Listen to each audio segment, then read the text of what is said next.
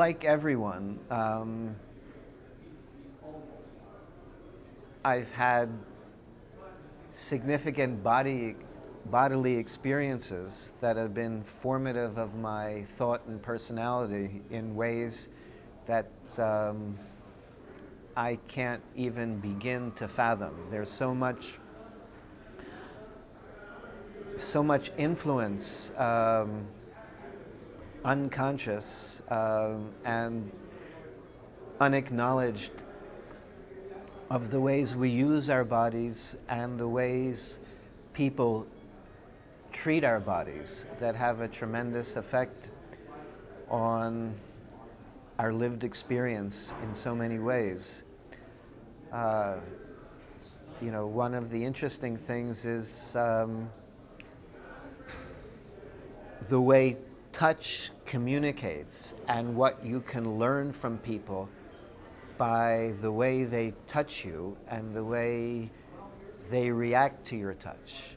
You can learn volumes of their experience as children from their parents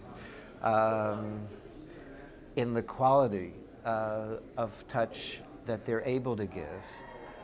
And I can't go that far back, but I know that as a soldier,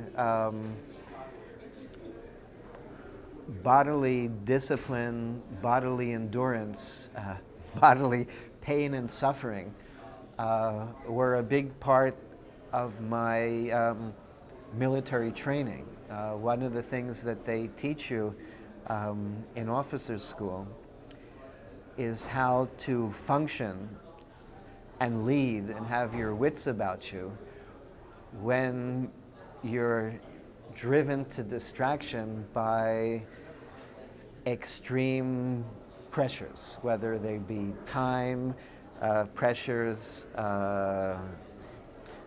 or the pressures of simply bodily exhaustion and bodily contact and conflict. So the military training that I had highlighted a big part of the importance of bodily endurance and bodily skill in performing practically significant mental action and mental thinking, to be able to think clearly, calmly, when one's body was under pressure and stressed, and how such stress really affected and could distort thinking. So that made it very clear to me that the body influences your thinking in lots of ways. But to a large extent, I forgot about it. It was one of these lessons that you learn, but you never bring it into your philosophical work because of the way that life and philosophy are divided. It all came back when I was already in America, and I gave a seminar in aesthetics at Temple University. It was a PhD seminar. And at Temple, there was a PhD program in dance. And to this seminar in aesthetics, I had 6 dancers, 6 PhD dance students, some of them very talented performers. And they, together with the philosophy students, and I had some students from the visual arts and English, we had a tremendous seminar where we would have the seminar from, I think it was from 6 to 8, then we would go out drinking, then we would go out dancing, then we would have breakfast at 3 in the morning. And I gradually came to see that those dancers had an incredible sensitivity to people's personalities and minds that they couldn't discursively articulate, but they could intuit, and with some mediation also could then articulate with brilliance and notice things. How there was one philosophy student who had had a car accident, and some of the vertebra in some of the thoracic vertebra had been joined surgically because the discs were all ruptured. And some of these dancers were able to look at the way he walked and know which vertebra were damaged. And the student said, well, you know, my doctors didn't know that without the x-rays. And I began to see that there's a lot of intelligence, bodily intelligence, that I had been ignoring in my philosophical work. And I also realized that there are a lot of populations, dancers in particular, whose intelligence is not given enough recognition in the academy and in the intellectual world. And I decided, more or less, that this is an area that I should explore. Again, as I don't know if I ever did it as a consciously political decision, but I know that was a background, that here's a way of doing some academic politics in the good sense, of taking an area that is denigrated, ignored, or neglected, and taking a population, you know, the population of the dance community, which is a population that very often women who are, to use the jargon, objectified and reified by the male gaze, who are voyeuristically conceived as objects of vicarious sexual or whatever visual pleasure, and actually take them as empowered subjects with special knowledge and skills that we intellectual, philosophical, typically male consciousnesses lack those intelligences, and they have, and making my work a sort of bridge so that they can speak to us better and heal us, that this kind of embodied knowledge can heal us and that we can understand it better. But also, through our understanding of the powers that they have, we can have a better, more equal recognition of their worth and the worth of their knowledge, so that they can then in turn communicate to us and to other populations better. So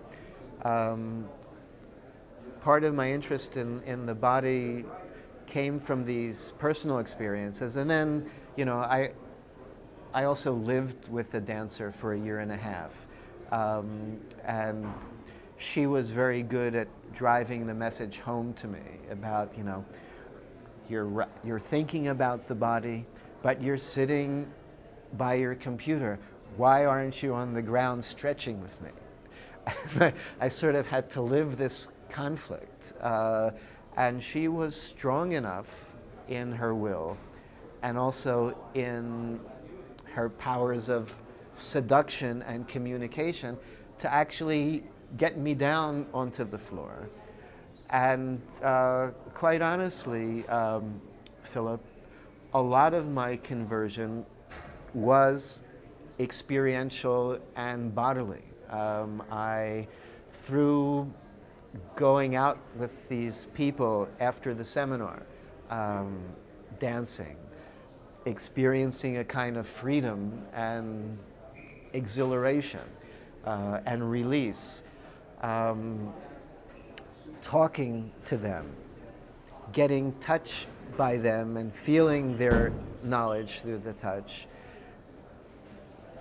I was experientially and affectively converted as much as conceptually, and the division that we make is pragmatically useful, but there really isn't ultimately a dichotomy between affective and conceptual in terms of your beliefs, because in lots of cases you have to be affectively and somatically ready to be able to understand certain insights.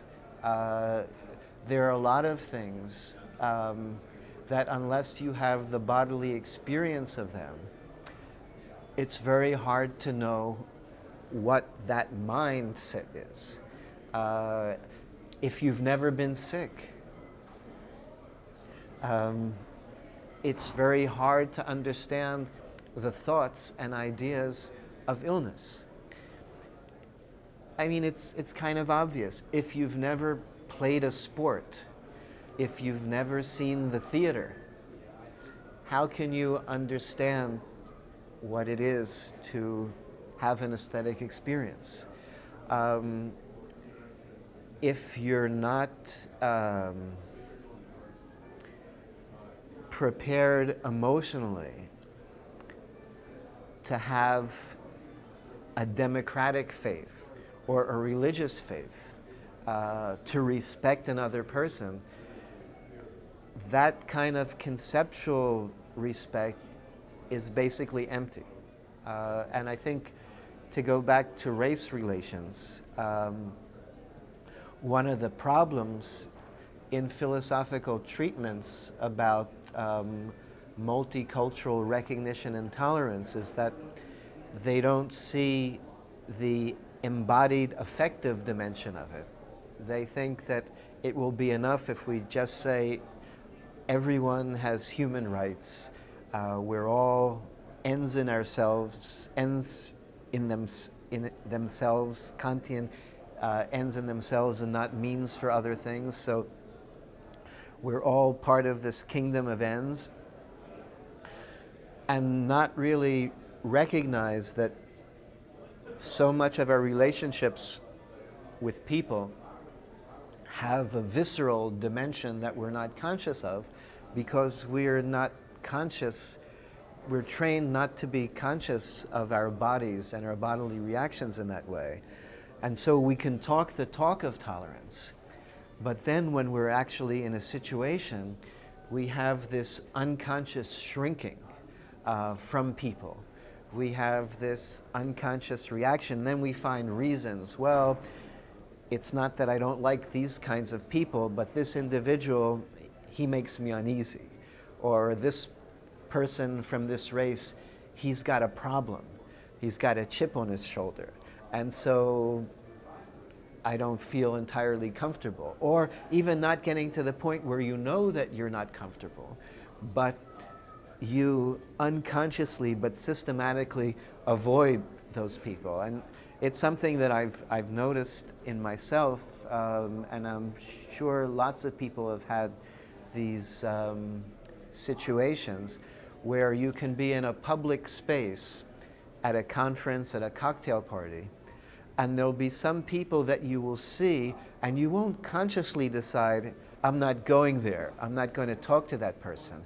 But you can be in a conference over 3 days and you never manage to actually be face to face or exchange anything, because there's some sort of subliminal, visceral reaction that keeps you apart like opposing magnets.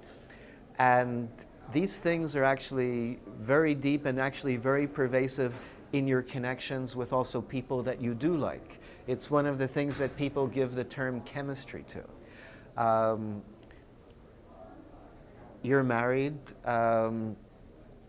think about it.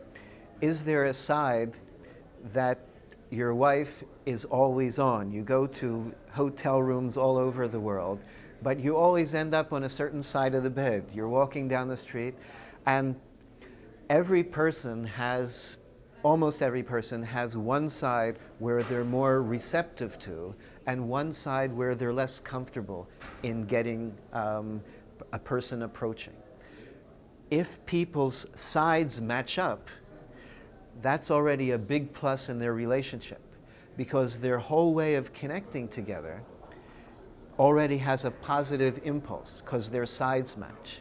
If you have a side that doesn't match with a person, you already have an awkwardness that then gets multiplied. So as a practitioner in Feldenkrais, one of the things I have to do when I interview a person initially, before I start working with them, is to sense where should I sit in terms of making them feel the most comfortable. Because if I sit on the right side of them, the appropriate side, the welcoming side, then they will feel more comfortable. They'll be more forthcoming in telling me the problems that they have, what they want from the lesson.